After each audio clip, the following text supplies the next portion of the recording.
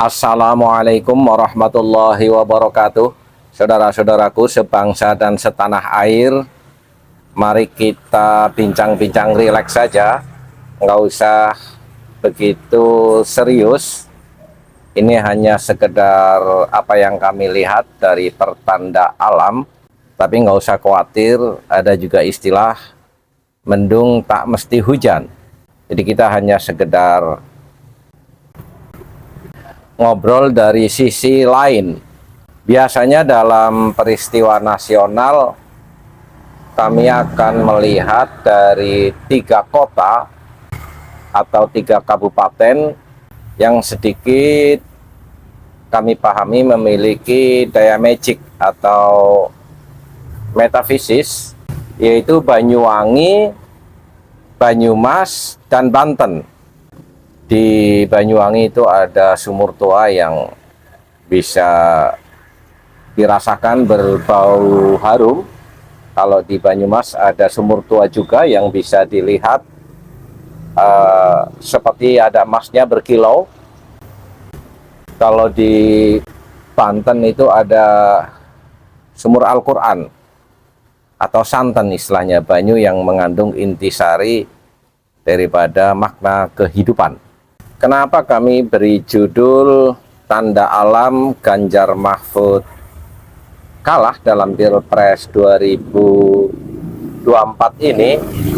Pada beberapa waktu yang lalu kita melihat insiden antara Bu Atikoh dengan Gus Pakih kebetulan pas bertempat di Trah Blambangan atau keturunan Raja Blambangan, yang itu menimbulkan aura dalam tanda petik negatif dan sempat viral santero Nusantara karena adanya medsos atau peristiwa itu kebetulan dipublis.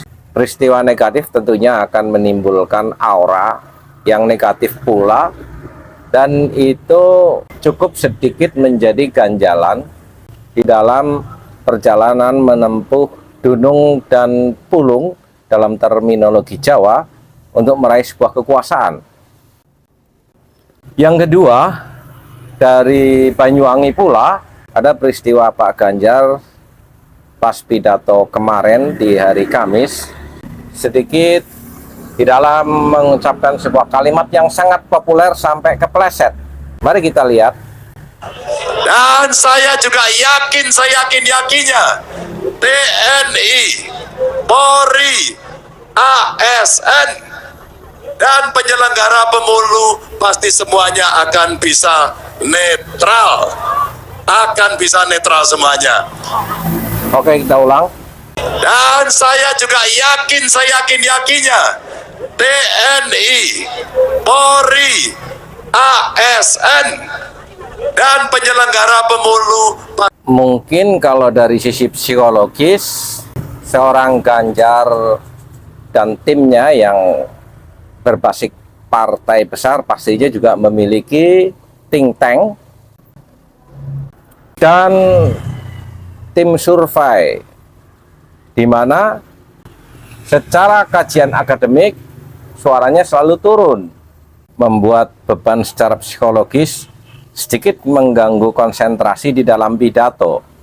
Tapi kok secara kebetulan juga ini terjadinya di Banyuwangi. Dua peristiwa tersebut itu menjadi sedikit bacaan kami secara pribadi. Tentunya ini tidak bisa menjadi patokan.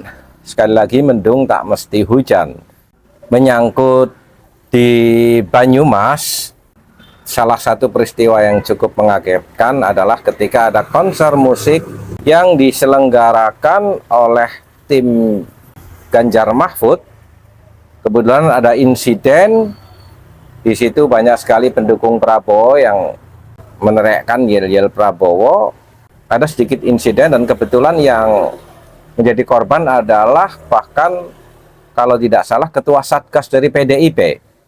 Ada hal lain lagi yang sebenarnya perlu dilakukan oleh Pak Ganjar atau Pak Mahfud di Banyumas, tapi kami tidak melihat itu.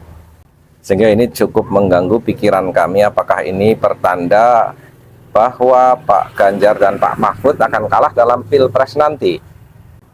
Kalau kita telisik di Banten, peristiwanya adalah ketika Pak Mahfud MD mendatangi sebuah acara di situ bersama Kiai Haji Imaduddin Usman, di mana Pak Mahfud tidak bisa mengambil momen saat sekarang otak bawah sadar manusia di Indonesia sedang tercurah kepada hasil tesisnya Kiai Haji Imaduddin Usman, terlepas dari pro atau kontra atau yang apatis, tapi relatif dalam 1 tahun ini semua orang sedang tertuju dengan apa yang sedang dilakukan oleh Kiai Haji Imaduddin Usman, dan aura itu tidak bisa diambil sebagai bagian daripada untuk bagaimana Ganjar Mahfud masuk dalam lingkaran alam bawah sadar masyarakat Indonesia. Bahkan yang lebih parah, ketika Ganjar mendatangi Habib Syekh, mencerminkan seolah-olah dia adalah seorang muhibbin. Yang ini kita tahu semua para mukibin itu memiliki aura negatif, sedang memiliki rasa kebencian atau paling tidak suudon kepada orang-orang yang membahas nasab ini sebagai orang pembenci. Tetapi justru merekalah yang sedang membenci kami. Lah mungkin Pak Ganjar juga ketemper dengan aura negatifnya para mukibin ini. Berbeda halnya misalkan Pak Prabowo dengan Habib Lutfi. Habib Lutfi masuk di dalam sebuah sistem tim, bagian kecil dari tim TKN. Bukan secara personal, terus Pak Prabowo menonjolkan keberadaan Habib Lutfi sebagai pendukungnya. Hal ini oleh masyarakat tidak direpresentasikan bahwa Prabowo Gibran adalah mukibinnya para Habib, tapi justru dibaca bahwa para Habib sedang bermain di semua kaki, bermain di semua paslon yang ada, dan Prabowo memanfaatkan situasi ini. Mungkin itu yang membedakan antara posisinya Habib Lutfi menjadi bagian kecil daripada TKN, sementara Pak Ganjar sowan ke Habib Syekh merepresentasikan dirinya sebagai dalam tanda petik seorang muhibbin. Kalau 01 nggak usah dibahas lah, semua gerakan-gerakan kabaib itu ada di situ. Karena pentolan-pentolan PKS juga sudah dikuasai oleh Habib. Gerakan-gerakan masa ex FPI dan HTI juga ada di 01. Jadi nggak usah dibahas. Tidak akan memiliki aura kenusantaraan. Pasti kalah. 01 pasti kalah, nggak usah kita bicarakan pakai analisa ataupun pakai pandangan metafisis.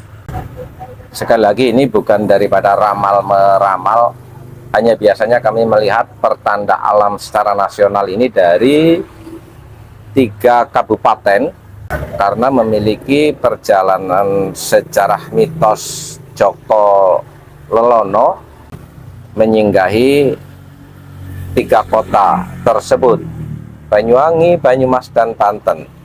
Sekali lagi mohon maaf, ini tidak terkait dengan dukung-mendukung dan bukan merupakan doktrin. Toh pada akhirnya nanti juga kita akan tahu secara pasti setelah tanggal 14. Bersiaplah. Wassalamualaikum warahmatullahi wabarakatuh.